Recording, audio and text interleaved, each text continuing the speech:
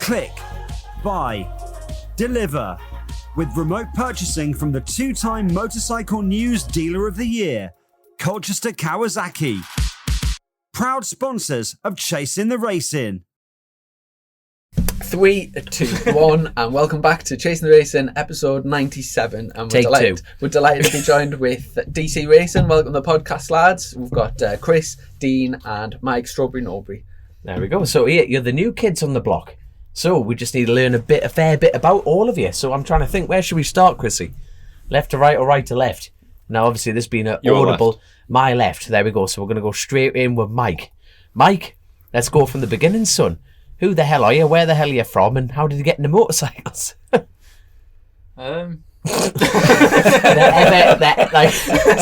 So I gave you all the titles to talk about. Says it all. It very much does. I don't know, you put me on edge there. I thought we were going to start with racing with Dean. Did you not understand what we were coming to do? No, I thought I was going to sit here and listen to you two talk shit, so I'm going to have to... Right, anyway. Tell all your fans who you are. My name's Mike. They call me It's Mike. like Strawberry. Blind date, isn't it? They call me Strawberry because it rhymes with Norbury, obviously. I mean, we're that creative. I got bullied with being called Strawberry, and then I thought, you know what, that sounds kind of funny. So embrace it. I'm going to embrace the Strawberry, so that's where it came from. What was that disapproving? Nothing to do with your red hair then. No. I'm not fucking ginger. Why is there a joke about being ginger? I thought it because he always had a red face. I'm starting like fun. I'm stressing here. Just calm down. Leave the microphone alone as well. Sorry. Stop touching that. Like a comfort. Like a dummy. Right, anyway, so I got a few bikes when I was a kid, but the main thing was rugby, so I never got to race. I always wanted to race when I was like 11. But you got pretty high in rugby on like scholarships and stuff, so it was always the concentration of me and my dad. And then got to 18 and I got 16. I got a road bike at 50. Blah blah. I went to got a VFR 400 when I was 17 and just used to ride it like a penis. And then can you describe that to all our listeners who really don't understand what riding like a penis is? There's a road red-headed penis riding 50cc bike around town. Just because you're bald, don't start bringing hair colour into this. Just tell the people. There's like a road at Rivington. It's like a little Irish road race. It's like bumpy and jumps and stuff like that. And I used to sit up there like a little cocky chav and just wait for people and just ride up and down and like try and beat people all the time. And then went on this forum and they were all like, oh, this is the fastest rider and stuff. And I used to be competitive and like beat them on the 400 and that. And then I started getting a bit stupid and a bit cocky. Then a lot of people told my dad I need to start racing. I'm going to kill myself. So I thought... I went to them Three Sisters charity ride-outs, like they did like a tenner for 10 laps, did a few of them, and I thought, it's alright this, so I got a race bike to just have a bit of a laugh, and then, it's like, did pretty well. I think like smaller championships, first 2 years, won 7 smaller championships, and then got like into it and thought, it's alright this, so progressed, and that's when I met like you, obviously, when... And it all went downhill from there. Yeah, it just went to shit really, didn't it? It really did. You got into racing quite late then, didn't you? Yeah, I was 18. I did my first year. I've always wanted to do it, but like I said, my dad used to build classic bikes and stuff, and there was always like a 50cc classic racing championship. You had to be 11 to do it, so I was always counting down so I was 11 to be able to do it. Like, I was really looking forward to it, but then obviously with rugby and that, my dad was like, right, well, we'll just... I cannot imagine you as a rugby player. Bad, I didn't look at the size, man. I'm never going to do it. But yeah. How far up the rank did you get in rugby Were you on a post? Like... No, it was just, I played... Winger. I was full back and then went to half back, so I was like... I played for my normal club and then moved to another team. I went to play for Salford and I got like played for Salford schools and got a scholarship with Salford, and then it got to the point where it was like you'd be in school all day and then you go to rugby on a Friday to do like training, and you end up in a classroom talking nutrition. I was like, I'd rather just get pissed on part with my mates, so I just fucked it up. Oh my God! Did you know that, like he had an opportunity in football as well? Did you actually have an outright opportunity in football, Chrissy? It was just similar sort of thing. I used to play a lot of football and that, but I obviously chose the best sport. So I was about to say, you both had like potentials of like earning a lot of money in your future, and then you decided that, how can I spend money quick enough? I'll just go straight into motorcycle. It's the exact opposite, isn't it? It really is. Yeah. Speaking of fitness, we actually did another podcast with these lads back in the middle of last year down at Scarborough. Oh God! And it's the only podcast that we've never actually aired. And I've got to say, Chrissy? If looking at this at you, what is it, like 8 months on, you've lost some serious weight this year. You've been obviously taking the fitness side of things. He's been furloughed. He's not been able to afford it. Yeah, I got yeah. I'm going to come up with something funny then, didn't we? Yeah. Let's get into it. Yeah, over winter I've had 3 cucumbers and a lettuce. That's it. Is this in? So Dean and Chris are the team owners. DC colleagues. It's quite self-explanatory. And Dean, are you losing all this weight to try and motivate the riders on for next year? Show them how it's done. No, just because I'm a bit tubby to be honest with you. It's crazy.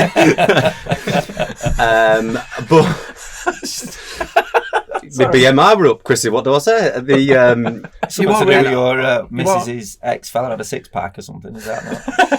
And you've been trying to get that 6-pack. That's below the belt, isn't it? Sorry, I said I would have mentioned that. We said we wouldn't swear, but you've been a prick now. You are racing though next year, aren't you? Sorry, Chris. Even if... Yeah. So I bought a Super Twin.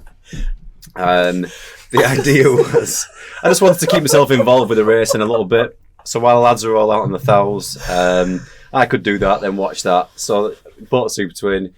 Obviously under brake, it was quite important how much I weighed at the time. We're about 16 stone. So yeah, I'm close to the 13 now. So it's we're just speaking out there about how you lost your weight, because obviously people go down different roads.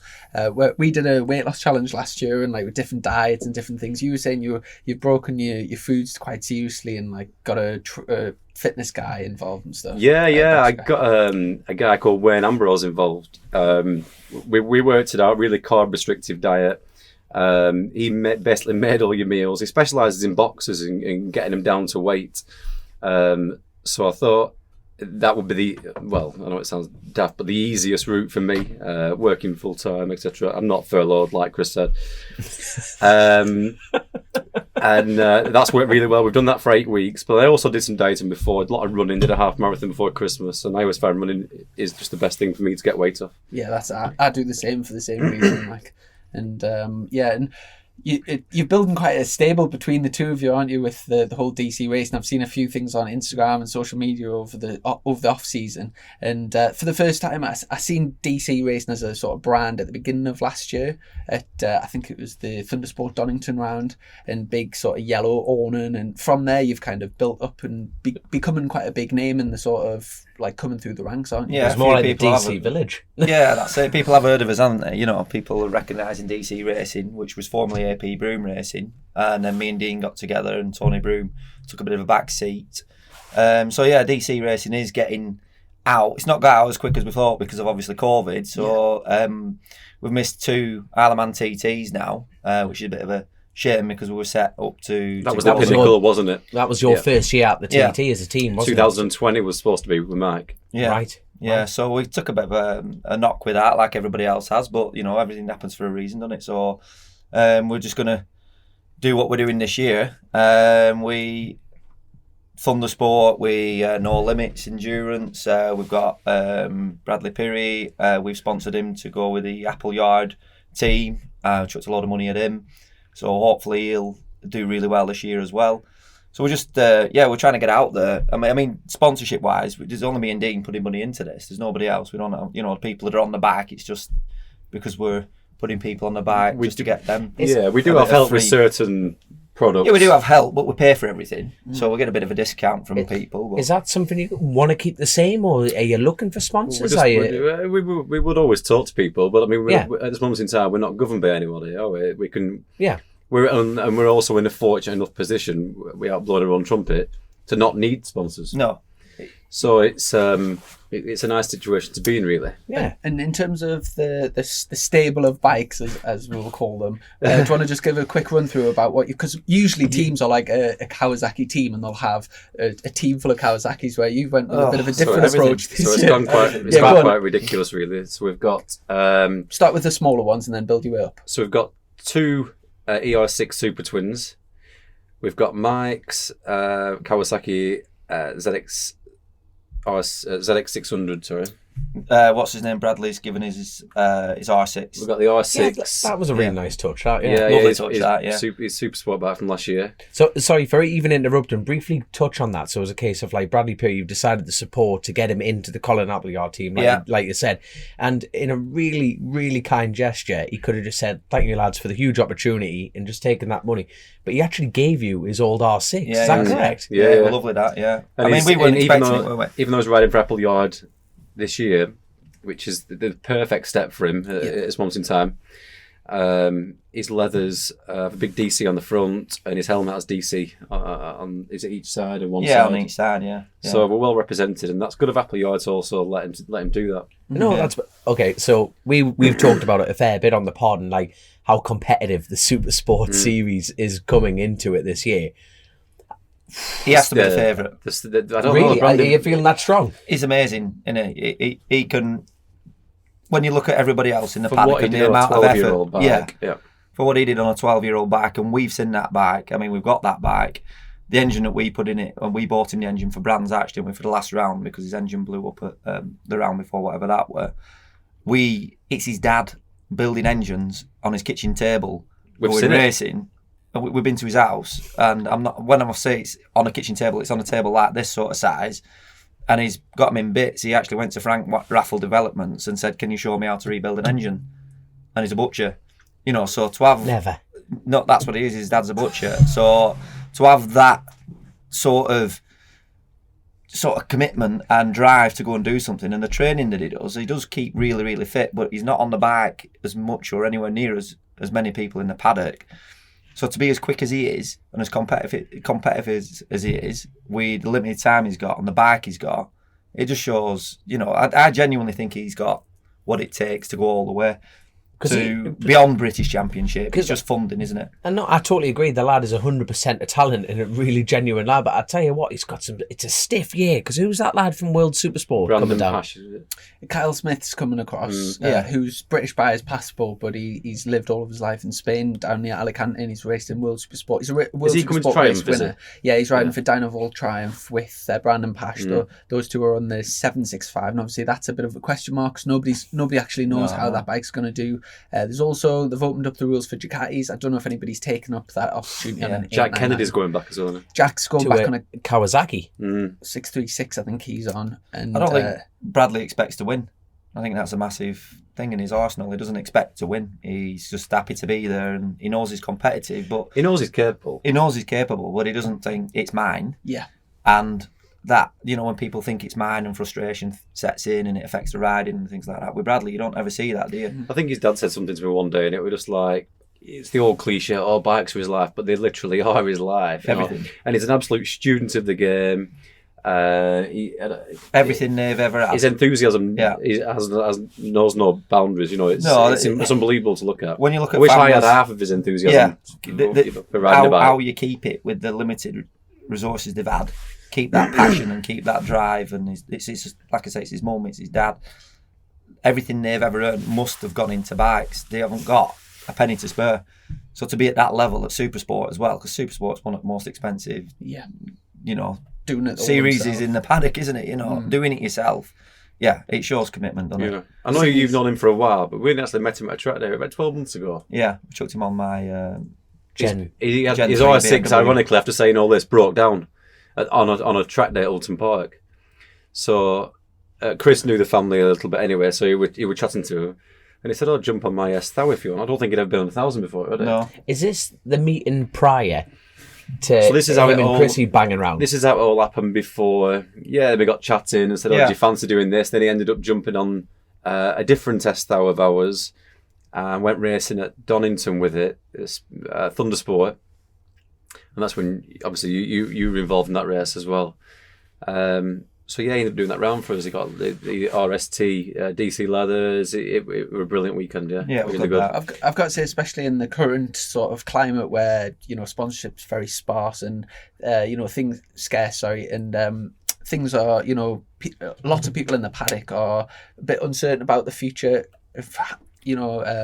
very sort of well done for supporting a young, sort of seeing the talent and putting some money behind them and giving them an opportunity, because there's not much of that going on at the moment. And, there's not many people like yourselves that want to, say, because there's in the grand scheme of things, it's not a business opportunity. It's not like you're putting some money in expecting something back. It's taking money. We're never it's going to make out the window almost. Exactly, but for a good cause. But we both work really hard, and as daft as we look when we're messing about in the paddock, like we do like having a good time. And we in our jobs, Dean's very professional, I'm very professional. We both work ridiculous hours.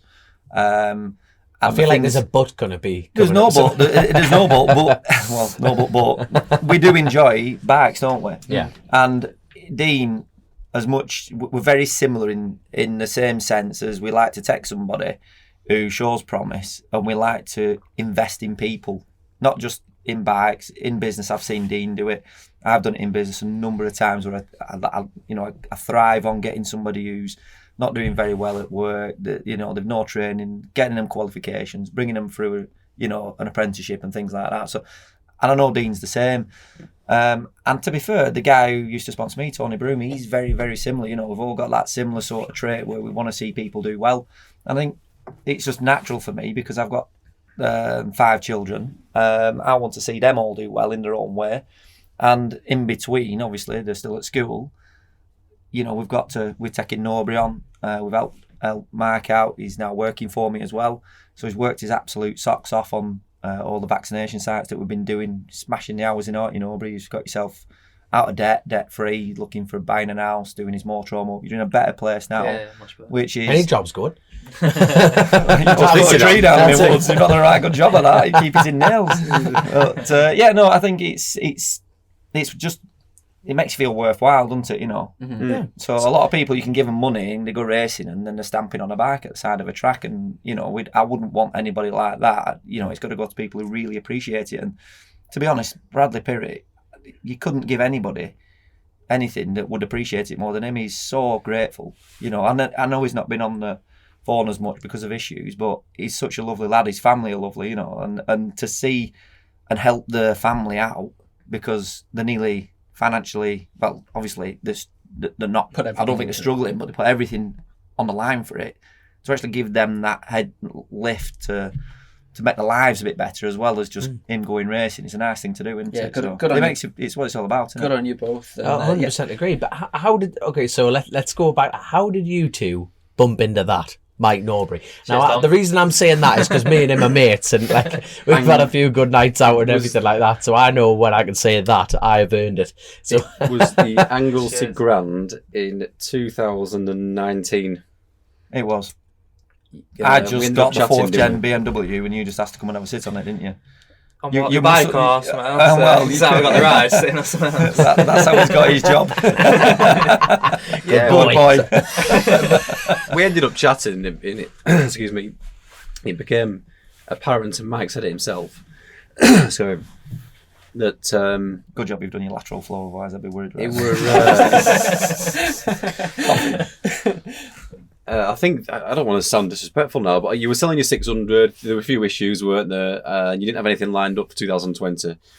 So I think me and Chris had a chat, and I just give Mike a text saying, if you've got no plans or you're not doing anything for next year, do you fancy coming on board, basically? We tried Alton and first, that's how it was the Alton round. We did. Sorry, I forgot about that. You did jump on one of the, at the time, AP Broom bikes. And jump off it. Yeah, crashed it straight away. You did. You crashed it straight away. That were an S1000. Said something like, "I've not crashed in all year. I've had a minute. I've not crashed. Never crashed in the wet before. Second lap, warming the tyres up round Alton, round Knickerbrook. Literally just sat upright cruising. Next one on my ass. I was like, well, that's that job fucked, isn't it? I'll just go back and say, cheers for opportunity, lads. Let's see you in a bit. It's one of those. It happens. And for me, you weren't actually on. No, I came over on that day, were you? And for me, I just sat back and watched your behaviour after you'd done that, and that's what's important to us, is that somebody doesn't just chuck the bike to one side and, oh, well, that's that. You were spannering it, you were really upset, which was great to see. A lot of... It's respectful, isn't it? It's about being respectful, and that's exactly that. I don't want to be I don't mind crashing bikes as long as, that we learn from it and we don't go around taking it for granted, because although we put I had to ring him, you're almost crying at one point. Yeah, you were. but we put quite a lot of money into it, And it's nice that he respects that it doesn't grow on trees, that we've earned it. And you could tell that you were upset about it, weren't you? Yeah, and he's crashed bikes ever since, haven't you, for us? Really, you've been really good at it. Hang on, this is the conversation we had. I was doing all right all year, and then you went, right, I need to see how... You crashed at Scarborough, Mike, you crashed at Scarborough. Before that, you went, right, I need to see how fast you can go. You don't crash a lot, so I need to see how far you can push. And since then, I just crashed every fucking time. Well, but you have got faster and faster. I was about to say, for people listening, right, you like, and I've got to make this clear. You two are so dry with your sense of humour. It's unreal in the paddock. It's because he bites every time as well. That's the problem. I'm a huge fan of your sense of humour, but if someone was walking by your awning as two team owners and going, Mike, you fucking shite, hurry the fuck, you two nudging each other, smiling while you're saying it. Yeah. People wouldn't get that, but you do get the best out of him because he bites, he goes fast, and he's like, I'll show him. Yeah, he's on good kit as well. We don't scrimper with anything. It was Mike's decision to go with the GSXR as well, went on the big bike and the ZX6. Sorry, we're just going through the stable of bikes and we got up to the. Oh shit! Sorry, that's all about that. Dropped in the Gixxer, so obviously the Gixxer file. Where were we? No, we weren't. We did two Super Twins, ZX6, R6. Then we went with Chris has got a Gen 4 BMW S1000. We'll have to talk about his race career as well, but that's later on. We've got Gen 3 BMW. We've got a Gen 3 BMW. We've got two ZX10s, one Superbike, one Stocker. R1. Newish R1. There's a test at the end of this podcast for our listeners, by the way. We'll be throwing this back. So we've got Kawasaki, Yamaha, BMW, Gixxer, Suzuki. It's just whatever people want, really. We just get. Yeah, it's we're not really. I think the thing is, hi Dean, hi Chris. We just see like it's whatever we fancy at the it's time. Whatever people are comfortable with. Mike wants the GSXR, right? Cool, we can do that. It does make it a bit of a pain in the arse for spurs and things like that. It'd be a lot easier if everyone on the same bike. But Chris has always liked BMWs for the last quite a few years now, so he sticks with those. I've got an R1 and a Super Twin, just. Alan and Rideman at the Endurance at Donington. I'm not quick enough to run with lads at elite level on 1000s. What else have we got? I've got a few things, haven't we? I can't remember now. There's some in garage down there as well, isn't there? But Got an Varley, 190 Varley. That's probably the smallest bike we've got, isn't it? And then a couple of big bikes as well. Because your kids do go-karts as well, don't they? They have done, yeah. MSA go-karting. Full-on racing fraternity, it's mad. Yeah, it's just everything's gone on standstill, hasn't it? Can I just say, from obviously not being in the team directly, but you look at mine. You got a nice on the outskirts of the team. I've seen, the way that you go on at the rounds at the race, and when you're competing yourselves, and when you're there spectating. Like at Scarborough, and the fact that you turn up with all of your families, all the kids are there, the wives, whatever, and everyone's there, barbecue on, everyone's having beers, everyone's having a nice time and enjoying it, there for the right reasons, and it's really nice to see. You're not there, you're not putting money in, but then like screaming, you're not there for the wrong reasons at all. The weekend away for us is probably 50% of it. Yeah, obviously the bikes are fantastic and we always enjoy it, but that weekend away with the family and with your mates and your dad, I forgot to mention as well. My dad, your colleagues, my colleagues, your colleagues, colleagues. Mick never stops on the old tools. Mick loves it. No, it's great, my dad. Yeah. He's like my adopted He's been dad prepping well, bikes all winter, my dad. That's his little role, from oil changes to running bikes around, for decals, for picking fairings up, fitting fairings. That's one thing that it's a min job. He's been doing that for the last 5 months with the bikes. In 6 years probably, in it, truth be told. In that respect. In general, in motorbike racing, that's something that just seems to be like such a common thing through the paddock. Lads and dads like that, like all the way through. And if you look through, just take another sport, for example, you'll get the odd lad and dad that are like best mates, but when you go through the paddock, nearly everyone's like that, aren't they? Working as a team, and there's a lot of... Yeah, you need the right people in your corner in this game, don't you? Yeah. You need to know who's got your back. And, for me, with my kids, with the karting that you mentioned earlier, I was lad and dad in it with 2 karts. They were both in cadets at the same time. A lot of teams you're up against, they've got mechanics, they've got this, they've got that, they've got t'other. But for me, it was about bonding with my kids, because I work a heck of a lot. So weekends racing is family time. So when you see us with family, with barbecue, it's because we're creating something that they're going to enjoy as well as just us. I mean, there are times that we've had to go on our own and stuff, and it is great. But you know, for my kids, I want them to see what hard work, you know, does you know, going racing. The and, fruits of the labour. Yeah, the fruits of the And it's labour. the experience in the weekends away, course isn't it it? is, You know, yeah. it's rather Memories, than being innit? sat in there playing on PlayStation or their iPads. My kids are exactly the same. You know, iPads, messing around at the house, just getting out there and getting on the bikes and doing track walks at night time, and you know, just bits and bobs, and they're always involved. Got to say as well, like when first joined you, like it was nice how like after, obviously if you join a team, it's just you're riding the bikes, but as soon as like the racing is finished, you like all your family's there, and you're like treat you like family. Like when we went to Donington, like straight in with barbecue when you're there, you sat on the table with them all, like you're having food, and that you just feel like part of the family. It's mint, innit? We are part of Well, the we family, didn't. aren't We didn't want to be rude to tell you where to go. Well, you know, I thought I'd just sneak my way in and get a we chicken. think this butty, cheeky but, bastard's pinching out sausages again.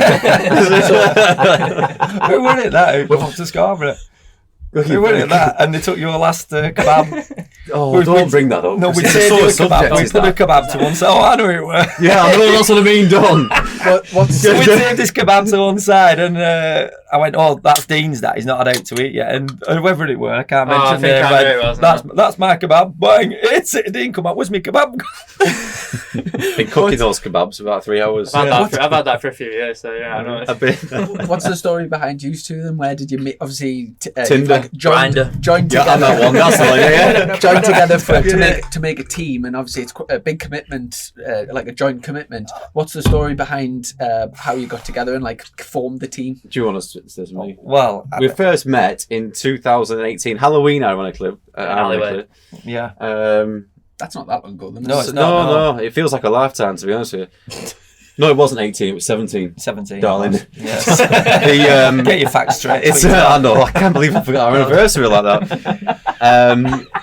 So, Halloween 2017, my sister and her partner were good friends with Chris and Wendy, his wife.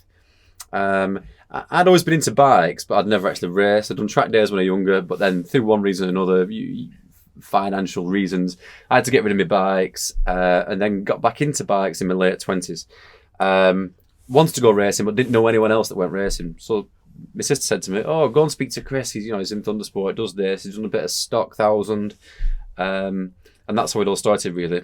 In 2018, we just rode bikes together. It was my first year of racing. Chris went Elite 1000 at Thundersport, and then it just progressed from there, really. And is that when you got an addiction for doing world's massive wheelies on public roads? I've always been I've seen those videos. My God, I cannot wheelie a bike to save my life. But those videos of you going up and down the road, you just think, immediately, you look at that skill level and you just think, why is that not transferring to the With his track? weight, he's Because probably lost that now. He probably can't really about to save his It's life. not the same as Mike's story, but we used to go up lakes and do videos in laybys steady on. in Lake District. before we got the bike. We were all dressed in leather and went That's in these where we met, laybys. No, so you just do wheelie videos up and down road. I'm only about 19, 20. Went through 2 headstocks, snapping bikes, landing them incorrectly, and you learn from there, don't you? But Jesus, so when you were talking about your family I say life, headstocks, clock brackets. just headbutting them, Snapping framing out. That's why he has to lose some weight for a super twin. So pull a wheelie on one of them, he'll have snapped it out. But even going back, like Chrissy's point, like you said, so, the dad and lad thing, and like your dad built classic bikes and raced them, and so you looked at that and looked up to that. And what about you? What did Mike do? Your dad? Was he part of the bike scene? My dad used to race when he was younger, yeah. Right. Mainly at entry. Just, I think he Three only... sisters but and stuff, racing's didn't he? racing. But he like, was only 18, 19. I'd always been into bikes. When I was really young, he had a bike, and then he got rid of one probably when I was 6 or 7. But I always kind of remembered that. Always fancied a bike, and I think they got me a little TY 250 trials bike for I was about 11 or 12, and then it just weren't fast enough. One of my mates had a crosser, so I did a few trials, got a crosser, and then moved on from there. But then I didn't have I only rode, I had a moped, then RS125, that kind of old cliche story, and GSXR 600, GSXR 750. I've still got that, and then but I don't do anything with it. It's an ornament. And then didn't have a bike for probably about 6-7 years, just as a business, reasons, etc. I had to sell it one Friday for wages, and then you stepped it up, and then you went into the wheelie school yourself, and then you just did the odd thing, met up with Chris, and then what point happened on that day of meeting up? It was just. I'm faster than you. You're slower than me. We just agreed to go racing together in 2018. Yeah, it just makes it easier when you go with people. I'd been racing with me, Wendy, and kids. So we were going testing. I'd been testing in Spain. Went to Jerez with Wendy, 34 weeks pregnant, and 3 kids in a motorhome on my own. And I never, as daft as it sounds, I never and this saw when you started racing? Sorry. Yeah, this is when I started racing. So I never used to see the risk in it. And then when you go on your own and you need help, it's just getting awning out. You know what it's like. It's windy. You can't even put a pop-up gazebo up, can you, on your own?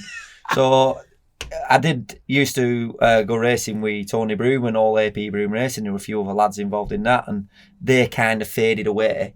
And Dean came along and said, I want to get involved. He basically wanted a mate, didn't he, but it sounds of it? Oh, yeah, basically. So you went from friends to colleague. Yeah. So it was just easier. We've been good friends since, to Mercy. Yeah, of course we have. I've always had friends in paddock. Have you? Yeah. Oh. Not many. Not like you. But yeah, I've always had mates in paddock. It is a family, isn't it? It's a dick. I'm joking, you dick. Carry on. No, I'm not talking now. I've had enough. And wait, come on. One question I've got is, obviously you're both racing at that point. It's very enjoyable racing yourself, and it's very involved. What on earth made you then take a step back and start giving lads opportunities rather than committing to it yourselves? Chris has never stepped back totally. I mean, he's still racing now, and he'll still race 1,000 next year, and he's also got a Super Twin. Yeah, team owners that are getting involved. Just for the competitive side of things, but it just makes use of the bikes we've got, really, doesn't it? We've got that many bikes about us. It was just nice to chuck some. We just need some track time. I think it was probably meeting Norbury that kind of not change things. Don't big yourself up here, with big head. Oh, thanks. But the you're a baller. No, we helped Kieran Smith out as well, didn't we? A little bit. Yeah, we did, but it was never on the DC banner. It was still AP Broom at the time. And we said, you know what? It's we could use this and use the. I suppose how fortunate position we are in. We could use this to our advantage and build something here. And that's kind of what we're in the middle of now. It is like building a business, isn't it? It's a really shit business at losing money. But it is, isn't it? It is because you've got spending money to get a reward. Yeah, your social media, your websites, your emails. You have got a lot of organisation, quite a few things behind the scenes, but you just make bugger all. Yeah. You just imagine delivering that bank plan to the business plan to the bank and just going. Just laugh at you. It's not great. So I'm going to get Red Bull on board. How much can we borrow? Nothing. So what's the ambitions with the team? What's the goals? Obviously, you mentioned the Isle of Man TT would have been nice, but obviously it's been cancelled. You mentioned Thundersport. What's in the pipeline? Well, we're doing first round. We're going to be doing the No Limits Endurance. We're doing that with 2 teams. You're doing a clubman. We're doing the Elite Thou or whatever it is for the what's it called, endurance. We've entered the twins as well. I don't know if I've got a ride yet there. I think we're waiting on. I'm first at reserves with Super Twin that we just bought. I tell you what, that's going to be worth viewing. That it's going to be a right laugh. That is going to be right. They're brilliant, aren't they, twins? So when is the first round? Where is the first round? I think it's the 17th. Is it the 17th, 14th, 17th of April? Oh, that's the Donington meeting. So I'm thinking that your Thundersport Championship, if you're getting the entries have just gone live live this morning for that, haven't they? For Thundersport. And that's Snetterton, isn't it? Snetterton. So we've got is it the 7th? I might be slightly out of my dates here, but I think it's 17th of April, Donington Endurance with No Limits. Then it's the first week? First and second of May, I think. First weekend Bank of May. holiday weekend of May, yeah. That's Snetterton, Thundersport. And we kind of seem we're planning on doing the bike time, aren't we? This year? Planning on doing the full Thundersport Championship.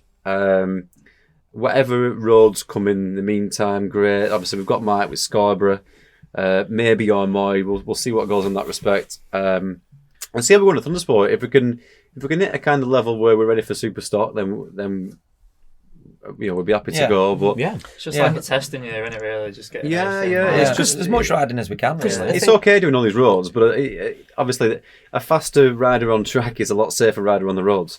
So if that is fact that you can't contest that at all. That is 100% fact. And I'd rather use this year to get as much track time as possible to get Mike and whoever else if we were to expand the team. Are we expanding the team? Maybe. It's under consideration. This is a little drop here now. So so ready for next year for TTs, Northwest, etc. Because like, Thundersport is no joke. You know, when you think about track time, it's the proper sharp end of it. It really is. Yeah, it's top level club racing. It really is, because you were at the thin end of the wedge doing that for years, weren't you? Yeah, but and you've done it. done You've all dabbled right. in BSB as well. I've never haven't won you? a championship. I've won a couple of races, but it's hard earned. You know, Thundersport. There's no mugs at Thundersport. You know, top 15 in elite GP1 elite. They're all so fast. They're all capable of qualifying at British Superstock, and the top 5 would be capable of running top 10 at British Superstock. You know, so when you're talking about John Ingram's, Phil Crowe's, you know, Lee Williams, all them guys. You know, they're fast, aren't they? They're not Fast hanging about. on good equipment as well. Top equipment. And the thing with Thundersport is the GP1 Elite. They used to do a GP1 Elite with GP Superstock, like a Superstock, and that were good because you knew who you were battling with. You were on the same equipment, and it were, for me, a little bit more competitive when I were doing the stock. So you could run your stock back and then go into a British Superstock. And now it's all GP1.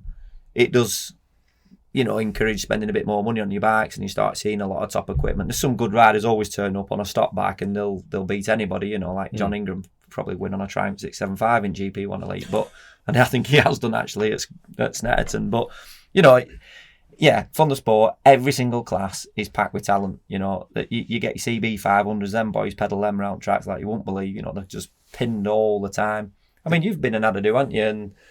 And it's competitive, you know. No Limits is getting competitive as well, isn't it? Yeah. You know, there's a lot of lads going to No Limits now. Very similar now, isn't it? They're giving tyres away, aren't they? That probably Super Series at No Limits is very similar to Thundersport, I think. But Thundersport, for me, I have a soft spot for Thundersport. You know, Bernadette and Dave, they're fantastic. Within the first ever meeting I did with Thundersport, they knew my name when I was signing in.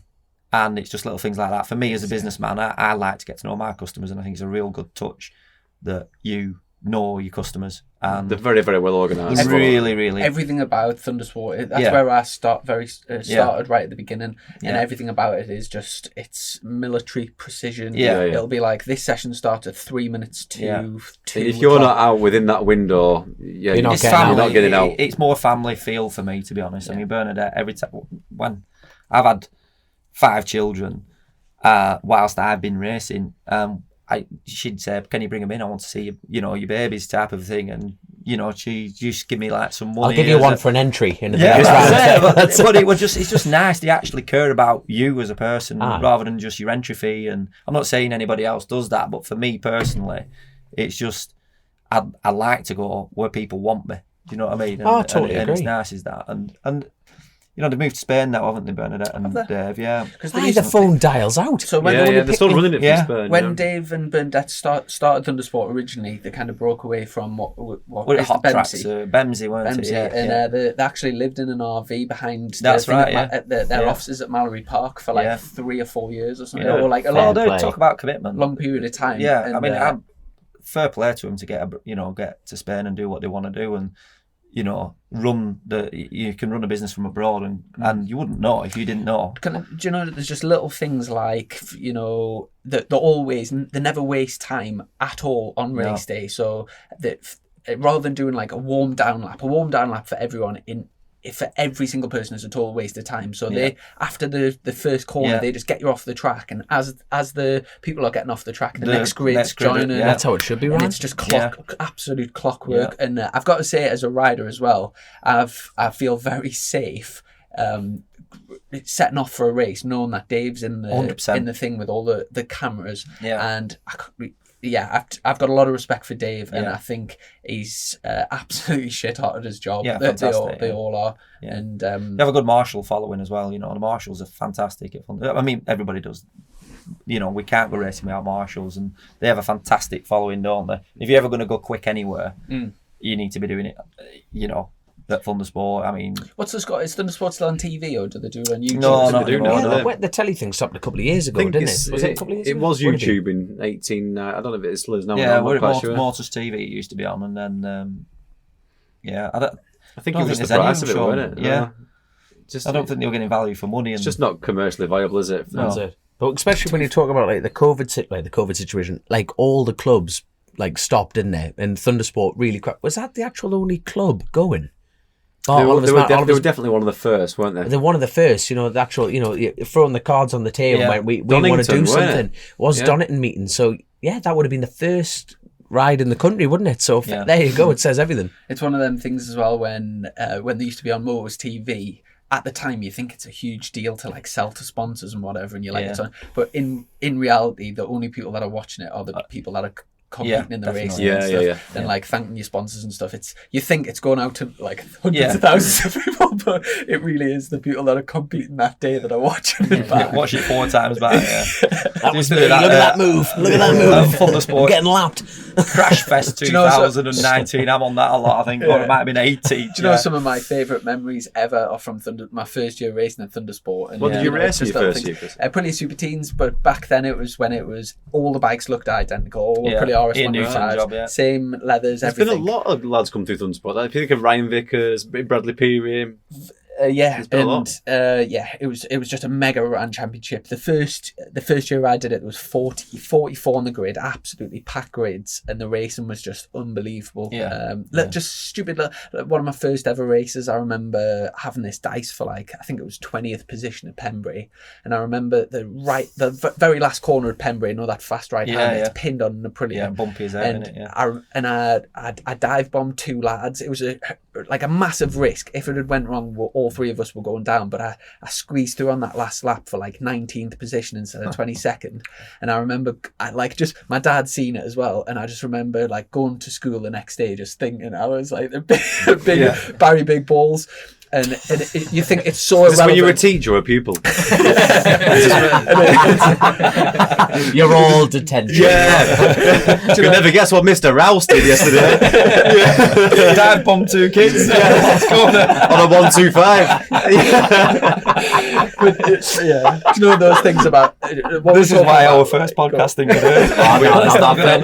Podcast will never get brought up We're again. still about 20% of what we did in that first podcast. But it is just mega times. And what about with your kids? Do you think we'll get into? Yeah, 100%. That's the idea. The karting for me was something that we can't sustain. It's just every weekend. I want to race every weekend. I've got a race team. So I wasn't steering them away from bikes. I just wasn't promoting it until they started asking. And now we've got this little O'Varley 190. Freddie's on that. Charlie's on a pit bike. What do you think of them two, by the way? The O'Varley.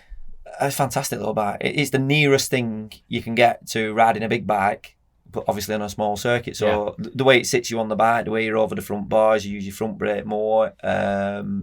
It's fairly physical to ride one around the quick little things with an STM slipper clutch in, and good fun. How's the boy taken to it then? Which one? I'm trying to look over. I'm trying to look over here there with all these bikes. That's it. So they're doing really well. Freddie's a big lad.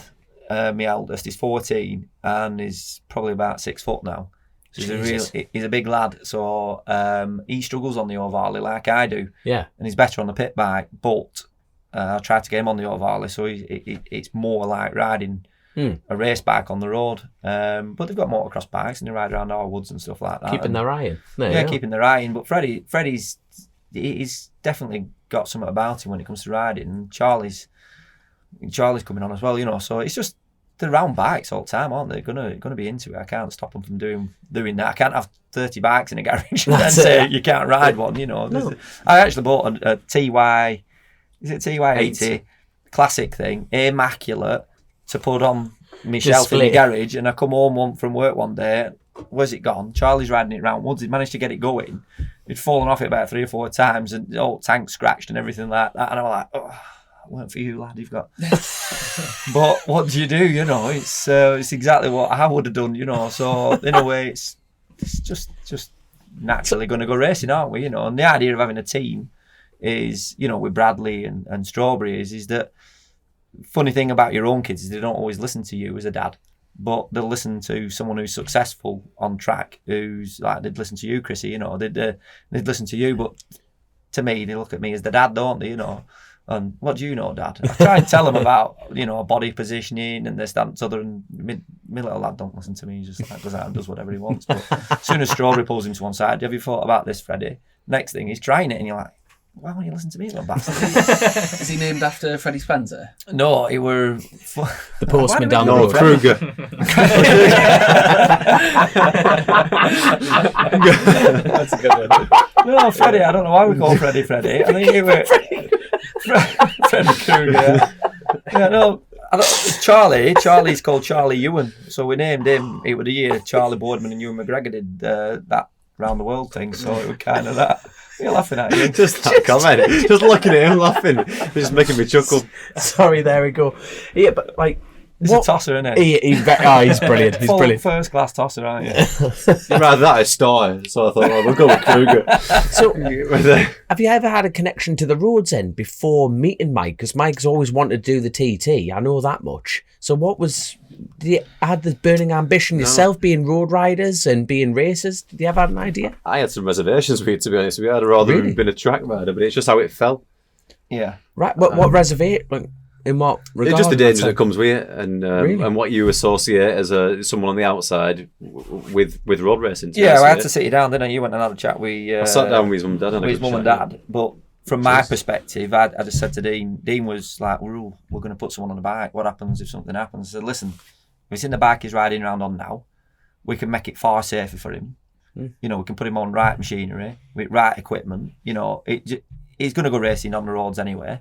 So if we're involved, it's You're giving him his best He's chance. controlling a risk a remember- little bit better than what it were. You know, I can't that's remember what who we're said doing it. Rather your mum or your dad, and so we sat. Sorry, how long did you know Mike before you went and had an open conversation at his house? That's about incredible. 7 minutes. No, but I'm not being genuinely serious. You know, that's some stones to actually go. You know, a lot of people were just assuming those Is it when situations, but to Dean's go. known Mike's mum for some time, haven't you? In fact, yeah. How about our son? My son. So, Hello, Dean. Similar different angles. so there's a big announcement on the pod today.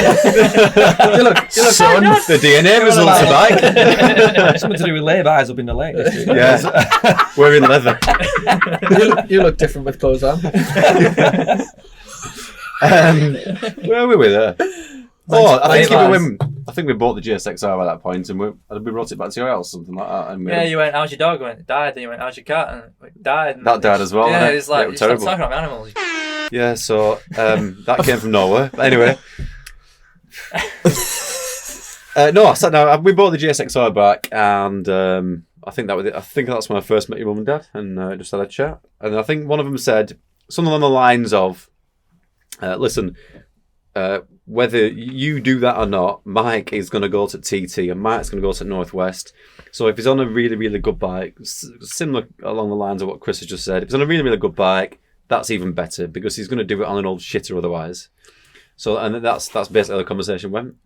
fantastic. And that if you had any sort of worries on that side, that's kind of reassuring you that whatever happens. Yeah, because he's going to do it anyway, isn't he? Yeah. So if we can put him under, pretty new GSXR, nice stuff on, new tyres, that it doesn't make it safe, but it makes it safer than doing it on a 2000 CBR 600, doesn't it? Yeah, it took a lot to get them to that, to be fair. Because when I first said I wanted to do it, they said, if you want to do roads, you have to move out. So I said, right, I'll live in my van. And then it just got to that, and then it was like, oh shit, he's being serious. You wouldn't think it now, would you? Because going into your house is like a shrine to Mike, isn't it? A front room. I've never seen anything like it. It's like wooden cats and then It's pictures just- of me on There's like your TT replicas, there's all sorts of knocking about that. Well, they had the honeymoon at the TT, mum and dad's. They've always been into There's a it. lovely photo of you and his mum, but your face is ripped out of Yeah. it. So he's only just found out. Did your dad listen to this? Not anymore. No. I hope not. Don't know, I moved out. He's in his van. Go on. What? You had the running minute at TT. Was that you and my mum or my fucking dad? I don't know what this No, is. you tell the story. Oh god, I've totally fallen off the track there. I do apologise. Anyway, they where did were it, we? Anyway, They weren't into it. Oh, at no, the he's back start. now. Oh, fuck off. Jesus Christ. They Your went- language is appalling, to be honest. It Mike. is. I'm not very impressed. Can you bleep things on this? we'll bleep it. Okay, We'll yeah. bleep the whole lot. He's dropped the C-bomb a few times, hasn't he? It's all good, man. It's all good I'm crap. not dropped, so I'm doing alright today. Carry on with your story. No, basically they went into road racing.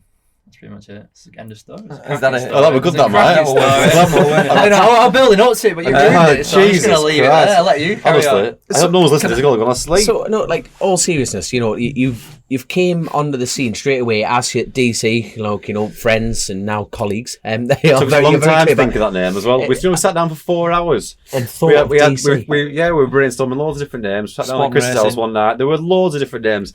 Then eventually we just give up at about 11 at night and went for Dean and Chris. Ideal. Racing, yeah. And everyone thinks it stands for different things. Like there's a road racer with similar same initials. So there's a few different things, but no, it's Dean and Chris. No, so you've now you appeared on the scene not as a short circuit team. That's the honest side. Because when you turned up at Oliver's Mount and the bikes were looking absolutely pristine. Well, we're a bit of both now, aren't we? Really? Oh no, that's what you. But you started off as you appeared on the scene as a brand new team on the block, and it was really refreshing. That because really it's always been a circulation, hasn't it, of the same riders jumping around from team to team to team. So to have a new team appear is absolutely fantastic. So we're about the only actual new team for a while, aren't we? Truth be told, that is exactly right. In any paddock, really. That's it. Now, at what point, you had a chat with Mike's mum and dad and said, "Yeah, we're going to go into the roads and everything." Now, did you go to road racing to watch? Did you have any ambition? It's very interesting because you've just gone, and the only expression is balls deep on this. You've just gone right. Let's go for it straight off the bat. It's funny, isn't it? Into the world's best sport. I went to TT for my 40th. That's the first time I've ever been. Obviously, we're kicking around in the paddock at Thundersport and British and stuff like that.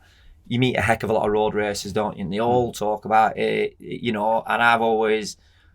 I've got, despite Dean saying I've got quite a few friends in the paddock, and when they go doing the roads, you watching them. You're watching the live timing. You get invested, don't you, in what's going on and how well they're doing. Phil Crow, I've watched him do the roads. He's a mate of mine, and the Ram. The Ram as well, and there's a few, and it's nice to be involved, isn't it? We can pick phone up to them while they're over there, and I sponsored John Ingram for some tyres one year for TT and stuff like that. And I've got a very random question. John Ingram is a scary fast rider. Yeah. I mean, scary fast rider.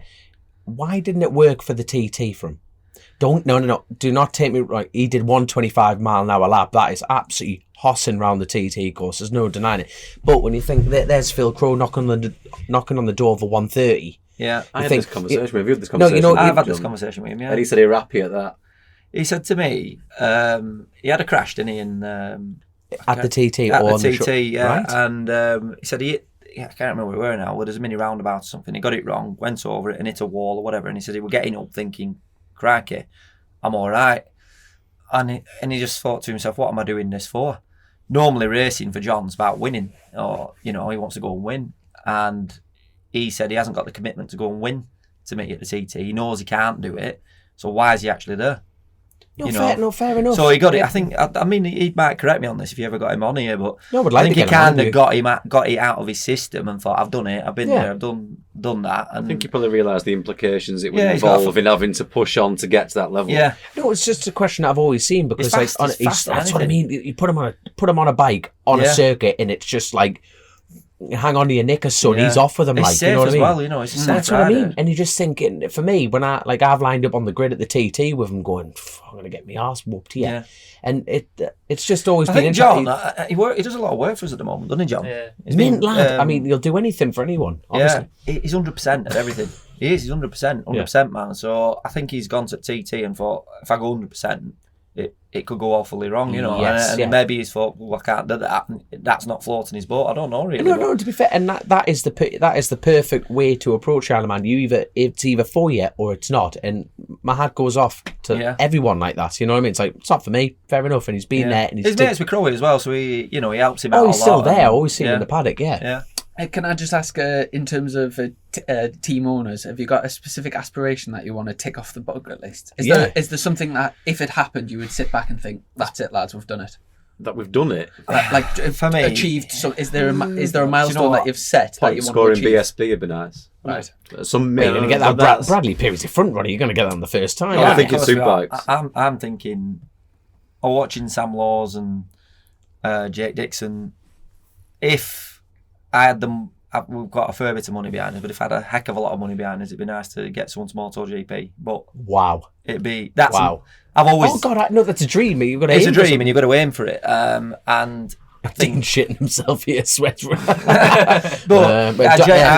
Mike, you're gone. You're definitely gone. You're gone. I'd love to be somewhere knocking around World Supers or Moto. There we are. Now we'll put this. We're on a Patreon page, and that's it's basically like a social media, but for like the super fans of the podcast. So now, we listen to the podcast, Chrissy. We're familiar with the Patreon. Yeah, we've got quite a few patrons. But First rodeo. The Patreon questions are all sort of following on from a reveal, and would you like to take over, Dom?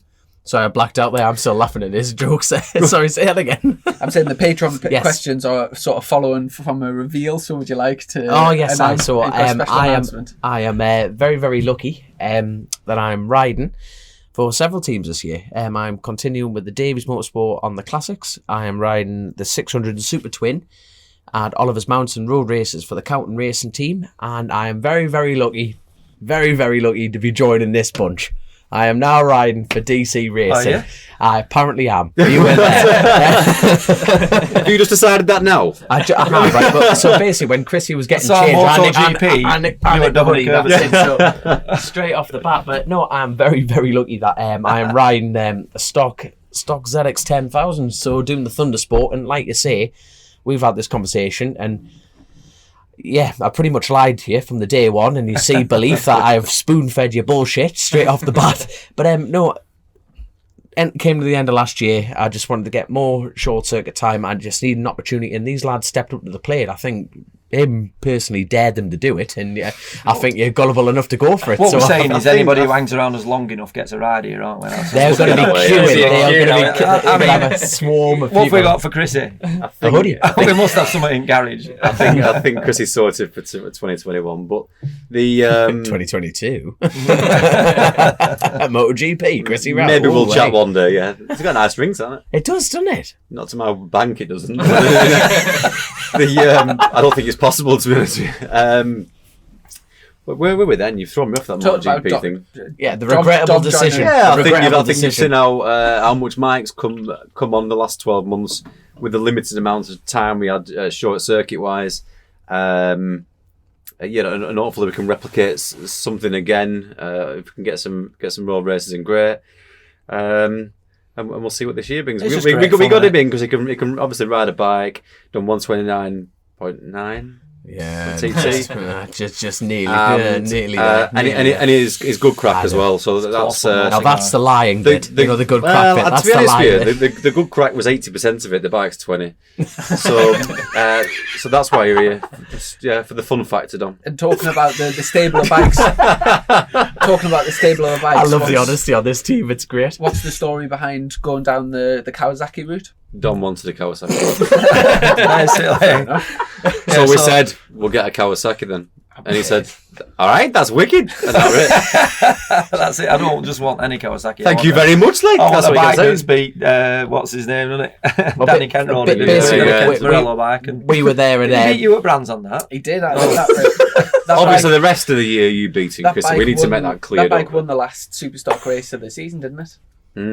So never thrashed or ridden. There you are. So obviously Dom's got some boots to fill there. Yeah, top bit of equipment, and I tell you what you've done with it as well, with the colour scheme and the little chasing the racing stickers in as well, just sets it off. But that blue and yellow, it like properly pops. Yeah, and Chalky's Deckles has done that, and he's good at that. Yeah, it's mint. Do you want to give a shout out to that lad? Yeah. I mean, you Dean, you give him a shout out, Chalky, because just at Chalky's Deckles on the Instagram. I'm sure he's on the Facebook. I don't run the Facebook side of things, but I'm sure he's on the Facebook. The Facebook? Who runs the social media? Yeah, Chris, crap. Well, we're at social media. Instagram at DC_racing1. Smooth. DC Racing on Facebook. And what else have we got?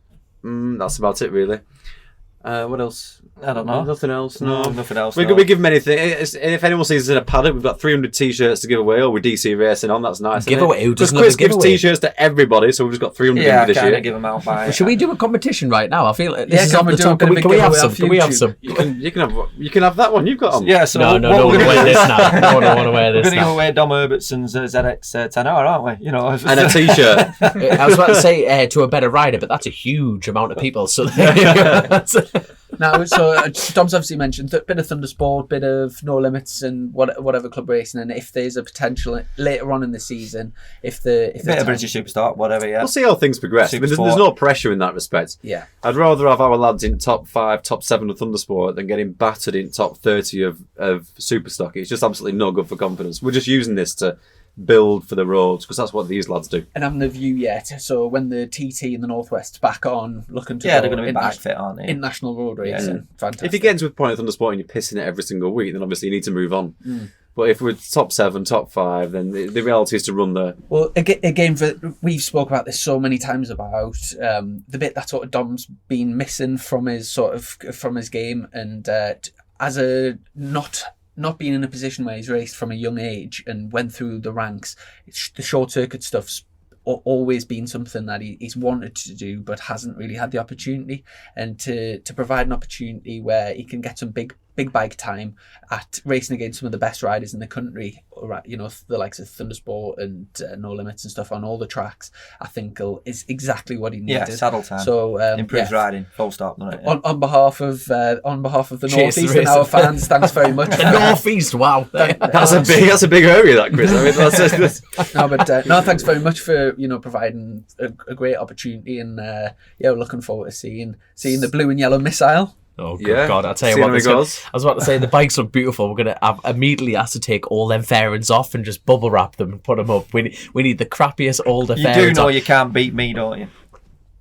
Are you entering the I'm Of course, doing no, GP1 these, Elite. these, oh no, these two are both racing, He's both doing super twin. GP1 Elite. So there's 3 of us going to be doing GP1 I tell you Elite. what, I tell you So what. Is that any team You orders? have to back off, especially towards the end because I'll be tired. I tell you what, me and him are going to be trying to keep up with you. This is going to be absolutely the only term is going to be emotional. No, the thing is, me and Mike have Strawberry raced. can't get past the second corner, you'll be alright. Oh God! You can't get past 3 laps and you're fully because you're knackered. I tell you what, our first proper experience, seeing us, was it the Barry Sheen meeting or the Gold Cup? You were standing there as well, and everyone was on the hedge line, and I just came out slipstream, and Mike was sitting third, and I just came up and I went, you know what? I've got to go for this. That's how hard me and him ride. a shocking move. I mounted the grass. Yeah. It's the only time I've seen Mike pissed off, that, to be honest with you. Yeah, let's talk about this. He said that were raw. Shut up, Say what you said to me. We've had some Don't racing. go back now. No, we went through now. We are not friends anymore. I was like fucking. It was going well, this, weren't it? We actually. It was alright because if wasn't. anyone else, I'd have been like absolute belling. But you know, No, you weren't. You weren't. You were mad. You were mad. You said that was harsh. That. It was harsh. Yeah. He's dangerous. You said he's dangerous. I didn't even call him You said dangerous. he's Hold on. I'm the one that went Said on he's the so grass. loose son. and dangerous. I didn't push He's you like a under the pit bull grass. terrier who's had a curry. Nah, That's how you went dangerous you past, were. and then when you went past, it ripped my boot off the peg, and I was like, "Fucking hell!" And I started you, and I was like, "Right," like, it was like, right. You have to keep saying that word. We can leave it out. We'll put a dolphin over it. Keep the flow going. Keep the flow But we going. have had some that first time we met, that race at Three Sisters, that was the hell, best, man. one of the best races I've ever had. The thing is, right, you've gone I've got the law of the playground with motorbike racing, and I'm a firm believer in it. Now, when you turn up in the paddock, and you're not fast, no one goes near you. You're just left alone. Now you start making friends by beating the next guy, because then the guy who's been there for a while, you beat him, and they come over and have a chat with you, and they want to know a little bit about you, about your bike, and they want to just find out the details. Then you move up the ladder again, you beat the next guy, and then you start getting a bit of your foothold in the paddock. And I tell you what, turned up at 3. I suppose you're earning respect as well, aren't you? Well, no, you are, because you're showing your dedication to it. So anyway, I turned up at Three Sisters there. There's never met Mike in my life, and he's won the championships. He's won everything like that. We turned up, pulled it up on the grid, and it's a proper out the bag. Peg out the bag. So Mike's I think he was second row. I was at the back, and suddenly we're coming into the third corner, and there's me, and he just went like that. I've got friends, and we just, you were stuck at a lap time like 2 seconds. Yeah. We like in that one race, he went 2 seconds quicker. And I've never been there, and I'm just looking at that, blowing out me fucking arse, going, my God, this is a fast club. It's Three Sisters we're talking about here. It was me, you and Jamie Devine, wasn't it? Jamie Devine. Yeah, he was a good lad. He was a hell of a fast lad. His dad's nice as well, Tim, innit? And it was us three just battering around it. And anyway, he come marching straight over, going, well, who are you then? Like, well, who the hell are you? And then it's just been bashing parents ever since. What year was that done? Jeez. This is my second year, I think, so 2015, I think. 15, aye. So there you go. It's not long ago, really, is it? Not It's really mad, in the that, grand innit? scheme of things. Can I just ask both of you, obviously going into to this next year, a lot of short circuit track time, you're going to be racing against each other. Do you have specific ambitions, such as maybe like you want to achieve a podium at Thundersport, a win at Thundersport, like a championship? Do you have any sort of sub goals? I'm good. Go on, man. No, You're the go. guest. You're the guest. You're the guest covering.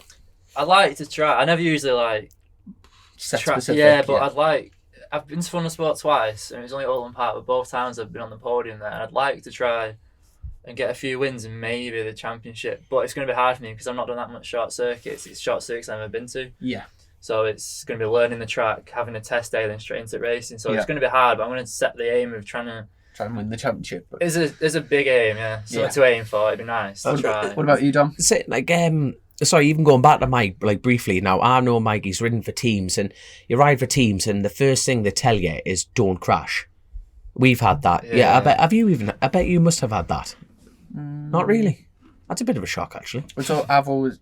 No. I've nearly always paid for me. Maybe if we tell Mike to crash, he might but even not crash. I don't know where If you were crashing, I crashed. no, but see, but even so, it's like when you come from like work. We've all come from we come from a working background. I'm joking with you, man. So I know it's Paying like for crash damage is a good idea. I never that's it. thought of that one, guys.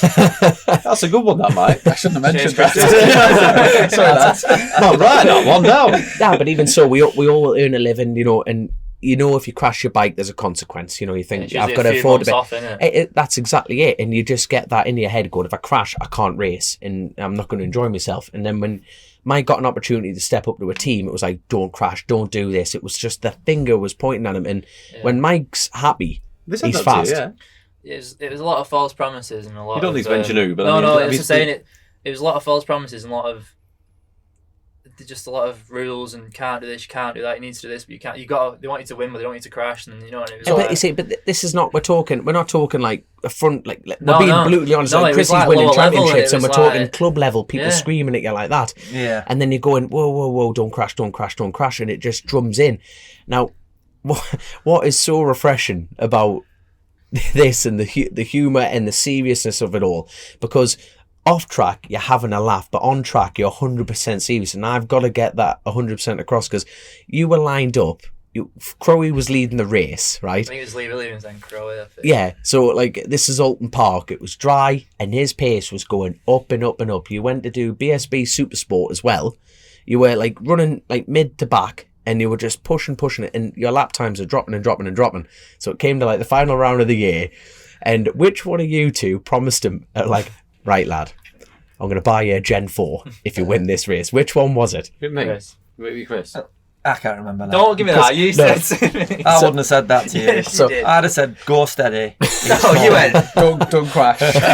Don't crash. But you see that 30 press ups. but that's the thing. You've just pulled. It were me. No, but in the same breath though, what was really refreshing about that is the fact that he went out, he had the hunger. It wasn't like go and crash. It wasn't saying that. It was just giving an incentive, and you went off like a scalded like cat. You were about to take the lead. It would have been it a win, it weren't it? That There was part of the conversation, just take it steady for the first 2 laps. Do you remember that conversation? No. I didn't think I remember that. It was similar to the conversation we had in the woods on the trials bike, where I said, just go steady because it's slippy. And what happened there? Same thing, really, weren't it? You did crash straight after though. Yeah, but It's his I'm wood is just getting in there. So he's come round, unfortunately, cold tyres, bang, that was it. But yeah, that for a confidence in a rider, but it was after the fact. And like you say, he's got the correct attitude of going, look, I'm sorry. Yeah, but you were like, you but two we also almost... forget Mike is a bike mechanic by trade, so we Yes. did help rebuild that bike. Oh, God, So right. it's not just like... We're not we're not precious over the bike. And It's at tricked Mike- out. no, at but the end see- of the day, I think And we never want any of our riders on the floor hurt or injured, and God, B, we never want our bike in bits. But we have to understand that does happen, and it will happen. But for me, it's your attitude after it. It's like, we'll just fix it. You're not saying go out and win it, and then when he crashes, you're not going. You're not screaming down his throat. That's not healthy. You've got the right approach to it. It's never a rule, but I mean, we it's like I said to you two before, actually. We carry a spurs for all the bikes, spur fairings, clip-ons, rear sets. But we've got a track day at the 16th at Ulton, I think it is. And then we go 2 days later to the Endurance at Donington. And all I said to you were, listen, that Ulton track day is a bit of a shakedown. Have a good ride round, enjoy yourself. But if you do bend that bike in half, you will be out the endurance. We just need to bear things in mind. Oh no, of course. It's about being respectful, and like you say, you could have gone through BSB. You could have had to sit down. Yeah, a little more side. Who's a fast lad but a total bell end, and you could have picked them, would have crashed the bike and not given a shit. You've definitely and you see it at BSB level. You see it a lot. Of course you do. And who's ringing here? I think the point. Are you ringing? Can I go for a piss? Because I'm dying for a piss. Yeah, sure. I think the point Dom's making as well is the fact that because you've raced yourselves and you know what it's like, you don't put that pressure on of like whatever you do, don't crash, because that is literally the worst thing. Oh, I've spent. You're never going to have a rider win if you say that. Are you? No, I've spent a lot of time. I didn't start racing until I was 28. I spent a lot of time rolling around in the grass, trying to get quick really, really fast. And I can't then say to Mike, I want you to be quick, but don't crash. It just doesn't work, does it? He's got to find his own feet. He's his own man, and the best way to do it is literally just go out and do lap after lap after lap. And if you fall off, It was nice when we crashed at Ulton. Like, I was in the back. Obviously, shut up. I saw it when I crashed it. It like tucked and then it rolled. And then as it rolled, I saw the battery fly out. And then I looked down and saw the bike. And I was just like, I never rolled the bike like that. I've always had little low size, and I was devastated. Put it in the van. I was just staring at it in the scrutineering bay, just like, if that was me, I'd be like, that'd be me for a year out or two. And Dean just came and was like, you fucking dick. And started pushing it away, laughing like, we'll sort it, don't worry. And it's nice because it didn't feel like it's the worst feeling in the world. That noise of when you can see your pride and joy. Oh, it's horrendous, isn't it? It's that downside of the sport. I found it less funny when I found out wheels were bent. and then it started... The humour soon wore off. The humour level soon went from 10 to about 3. And, I'm only joking. I tell you what, it was 2. I'm only joking, I'm not. Shall we have a quick piss stop, and then we'll back to the Patreon questions. Yeah. Click, buy, deliver. With remote purchasing from the 2-time Motorcycle News Dealer of the Year, Colchester Kawasaki. Proud sponsors of Chasing the Racing. A quick slash stop, and I think it's all that rich energy you've been drinking, Chris. It's the first one I've had. The mint, aren't they? They are nice, aren't they? Yeah. We haven't paid him to say that, by the way. They are mint, aren't they? Well, they are. Good man, there you go. It's funny because bit of a plug. Before this year, it's great to actually have them in the studio, because obviously you see it advertised all of this. Used to sponsor Formula One team, but you give us another then. You'd never seen it in in shops and things. I get the man another rich energy there. You're going to be awake all night. Good lad, I know. I'm bothered. Good man. Very good, mate. When did I have a good night? We've got a few Patreon questions to wrap things up, and so I stuck it on, just said we're coming down and explained the crack. Forgot a lot of Alan Duncan. Hey, great news. Good on you, Dom. Mike, awesome, well-deserved opportunity. What length of deal is it? Will he still get out? 6 inch. Snetting, really. Will he see how Alton Park goes? Like you're out. Will he still get out on the classics as well? Congratulations, Dom. Yeah, is it a 1 year sort of rolling offer, or what's basically? It's a 1 year. It's as long. Well, we wrote it on back of a fag packet. Yeah, we'll just keep going. It's a handshake sort of deal. It is, and it's all about. We're not into writing contracts out. We're not at work now, are we? No, we're not at work. And for me, whilst it doesn't cause a problem financially, we just keep going, don't we? Yeah, brilliant. And as the better our businesses do, the more money we tend to throw in, don't we, as it happens. And and if the worst would ever happen, unfortunately, the bikes would be the first thing to go because they're your biggest expenditure, of aren't course, they? Of course, you've got families to think so, about. We're realists. We're not here trying to, as we said before, run a business. Just touching on By that. the way, I'm really, really grateful. So you've said that a lot, Dom. You've texted me a lot saying exactly the same thing. I know, but I just need you to both know it. But like, you do know it's lasting first out, don't you? So. Mate, I'm fully agreeing with that. So he agrees to most things. To be honest with you, that's not really. It's not been a difficult deal, really. I'm sorry, son. I've been dragged up, not brought up. I know how hard life is. First in, first out. Son, get on with it. we don't want people. We're not signing people up on contracts or saying you can't go mountain biking or motocrossing. The idea is you ride our bikes, you have fun doing it. If we're successful, we're successful. And you know what it is? If you went at first round and we didn't gel for whatever reason, or you fell out with some of the team members, or something happened, and you wanted to go riding somewhere else, we're not going to start crying about it and try and sue you. It's just like, right, you don't want to ride for us anymore. Fair enough.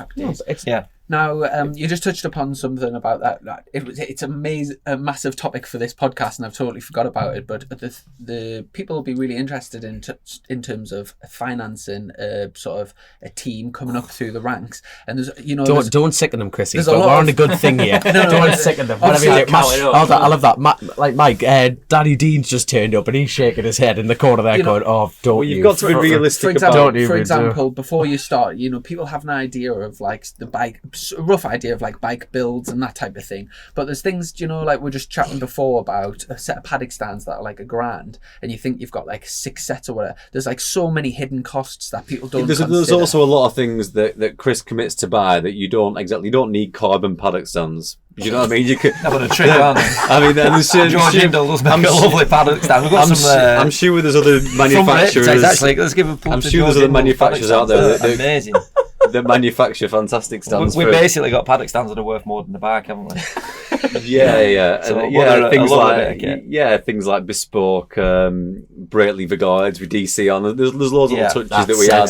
But it just sets you apart from everybody else, and everyone looks at a bike and thinks that's a well turned out bike. Because it's expensive, so it's basically like renovating an house. You've set a budget, double it, and then you might be somewhere near. So you can go racing, can't you, cheaply? Everybody knows that. You can go and do these at Thundersport CB500. That's probably like the cheapest class out there, isn't it? Maybe $5-6 grand a year would get you racing competitively, winning championships on one of them. But on a GP1 Elite bike, super bike, you can be 50-60 grand into it at least, So Superstock's about that now, isn't it? A good ride at Superstock, you can be paying into a team and you're 50 grand in, aren't you, for doing Superstock Championship? That's not including crash damage. So you got to really think, well, compared to 4 wheels, 2 wheels is cheap. So it's what do you want to do? We need to be realistic about what end of the spectrum we're at as well. We're like a top club level team, or we're probably the latter end of Superstock level team. That's not in terms of what size or what budget we've got. That's in terms of what current infrastructure. Current infrastructure, current riders, and to be honest with you, where we want to be at this moment in time. I think a lot of people think about the money we spend on race teams, and it's like what Crowe spent on your team last year and won the championship with you on board. I would have as a guess that he didn't spend anywhere near as much as us, to be quite honest. And you could argue that people out there who are faster than me and faster than Mike and would say, "Oh, I want that ride," but it's not about that for us. It's never been about winning races. I mean, it helps, but it's about having that right person in the team that fits in, that gets on, and you want to see development as well. Development. From the word go on this interview, you want to help people along. You want to make the most, get the most out of people, and that you've got the right attitude. I want people who want to ride for us and earn the ride rather than think they deserve it before they come to us, And there's a lot of that out there, isn't there? People think that they should have, because I'm fast, I deserve this. Yeah. And I'd rather just say to somebody, here's a ride, have a go, see if you get on with us, and if it helps, it helps. If it doesn't, it doesn't. I tell you one thing that would he's looking me deeply in the eyes there, isn't he? When he said that, I go, see how you get on, Herbertson. I tell you what would be mega at some point, if you lads are up for it. But if at some point in the year, if we could get obviously you've got a very good Suzuki, a very good Kawasaki, a really good BMW, and a good Yamaha, and put them all on the same tyres, and because Back to back them. it's really Yeah. Do you know something? I offered that to MCN and Fast Bikes, and I think Fast Bikes got back to me, but never bit. Bruce, We had the R1, we had the ZX10, we had the GSXR, we had the BMW Gen 4 S1000. Can you not give chasing the race and the? We had Of course we can. at the time we We'll had do it. about 4 or Line it 5 up. different thousands, all like within 12 months old, 18 months old, and I thought, well, what better scenario? Though you've got 4 or 5 perfect little race bikes, See, tricked out, and then stick them all on the same rubber and see how they go. If we went to Alton Park right now, give us your top your 5 in order. What do you think would be the best, and which go down the order for you? If you were going to do it yourself, Chris, if you were going to It'd have race to be your it, own bike, wouldn't it? I mean, Yeah. I don't know. I personally, depending on what level we're talking about, I don't think there's. For me personally, I think if I wanted to go and win a championship right now at Thundersport, I'd have to go on a 3rd gen BMW. The 4th gen is a better bike, but the laptop, you need Velcro with you everywhere you go, programming it, changing things. If you want to go, put fuel in and win a championship, I don't personally think there's any better bike than a good 3rd gen BMW. Dean? I'm probably not the best person to ask No, because in of your the opinion- level that I'm at, but No, but you see the results from BSB. You know what you're talking about. So what bike would you? I suppose it'd be your 4th gen BMW. If you had the package behind you and you had the men with the, let's say, the laptops, the mechanics, it'd have to be the 4th gen BMW, I imagine. But What about the Fireblade? It's amazing, isn't it? Yeah. What do you, like, we haven't got a Fireblade. No, I'm just saying in general, like Let's get one. bike choice. Alan Jackson or something. No, but it's interesting because you're talking about like bike development stuff like that. The Fireblade turned up last year. The BSB. we did an completely- hour about a Fireblade. To be honest with you, last year we were looking at Fireblades. Yeah. But you see, you need that development But time. we had the same problem with when we got the Gen 4 BMWs. We first You're on the got back the Gen. foot a little We bit, got aren't 2 Gen 4 BMWs probably 18 months ago. Was it something like that? Yeah, when the first came And there was out, just nothing available, or no one knew what to do, or this was unsure, that was unsure, you couldn't get this part, Alpha had this. You better just leaving it 12 months, 18 months, letting a few other people do it, let them find the little niggles and the gremlins, and then move on from there. So that was the kind of the idea of the conversation with the Fireblade at the time. Yeah. We were chatting about this a while ago about do you know how the Aprilias just came into the Super Twin class, and we were sort of saying, well, how do you think it'll do first year? Well, that should be on paper a very, very good bike, shouldn't it? Give it a year, see where it sort of fits the in, and then 660 there's a Aprilia, possibility that it might be competitive, and we'll Yeah. have to see. I'm really looking forward to seeing how your Yamaha does, by the way. I think it's a bit of especially is it a super bike or super stock or a bit of a hybrid or The R1, yeah. that's a bit of a hybrid, really, isn't it? Yeah. It's you wouldn't be able to enter it into Superstock with it. nowhere near, not with Brembo calipers, everything else. It's had a bit of engine work done. That's a lovely bike, is that? Yeah, we need to get this test sorted. Yeah. 'Cause I think it'd be so good. Well, have you had a go on anything other than your Suzuki? Yeah, it's a good. No, I your rode the BM. Gen 3s. I crashed on a Crashed the Gen 3. Right, Oh so- my TT. God. Crashed into a fence at and you TT. preferred So you've crashed another Gen 3 as well. I just crash a lot. do You said No, you've no, never you crashed. don't. Have you You I crashed? don't. crash a It lot doesn't. until I ride for teams, and then when I ride for teams, I just crash. do you prefer I feel like we're really emphasising this crashing now. It's unfair that. Go on, No, to carry be on. fair, You've rode it a lot and generally not don't, crashed but- as well, haven't do you you? prefer the Gixxer to the BM? What it was, because I've been mainly a 600 and a smaller bike rider. That's because your experience is there. Yeah, when I went to 1,000, I thought the BMW is it's a much better bike if you look at the BSB and that. But I didn't get on with the throttle because it's all electric, and obviously I feel like it's quite rigid. And jumping from a ZX6, I wanted a thou that felt similar. So the Gixxer handles similar to the ZX6, and the throttles, it's not electric, is it? It's fry by wire, but it's got a bit of resistance. So I thought, if you put me on a 240R superbike, I'm not going to ride it as well as I could because I'm not used to the power. So I thought a good step up is a Gixxer. And speaking of the bike choice, what inspired the Kawasaki decision for you?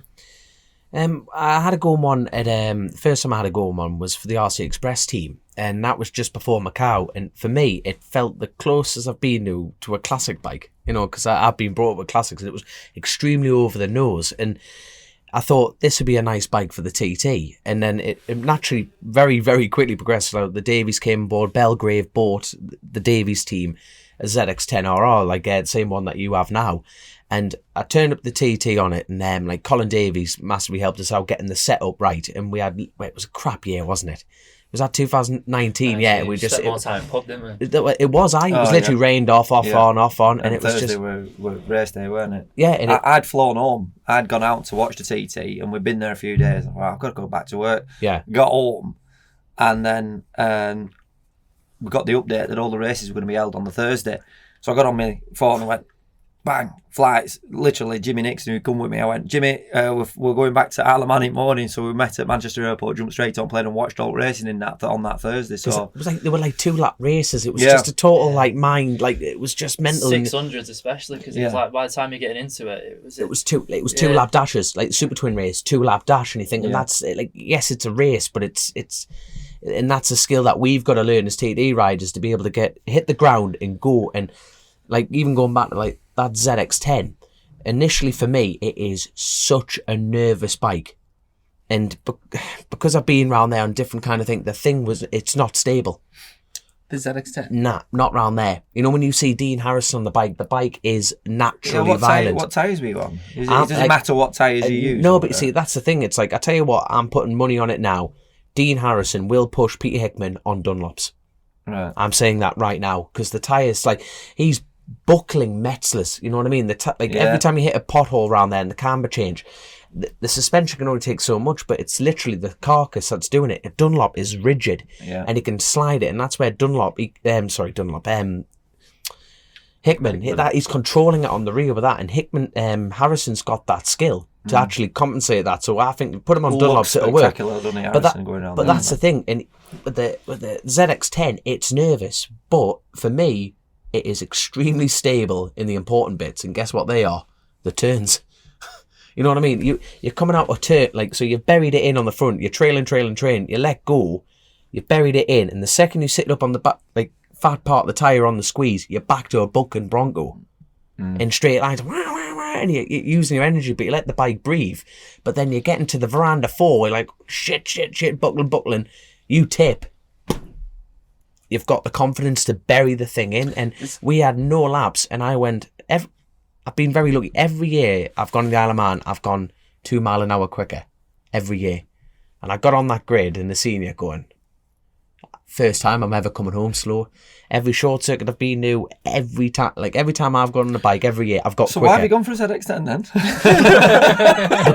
because I know. No, I've got. Sorry, I'm missing the point. No. The reason I've gone, challenge yourself. No, because the reason I've gone for that is shocking to ride. I just want loads of pictures out the seat. But the thing is, because it's violent. But the thing is, if I can do that without a lack of practice, and I know what the bike's capable of immediately, it's not like you're getting off going, shit, you know, I'm going to have to change my style or nothing. The bike is capable of more than what I'm doing to it. Yeah. And that's why I want a ZX10, because if I went onto a Fireblade, that would be great, but they'd be full of gremlins. Well, we'll just set my 4th gen over just in case. The thing is, though, there's that many variables to do with riding a bike that it's really difficult to say the bike as in the manufacturer, because there's the tires, there's the suspension, there's the rider, and I've never got onto a bike and thought the bike, like the nature of the bike, is a certain respect, because it's up to you to manage that, set the suspension up.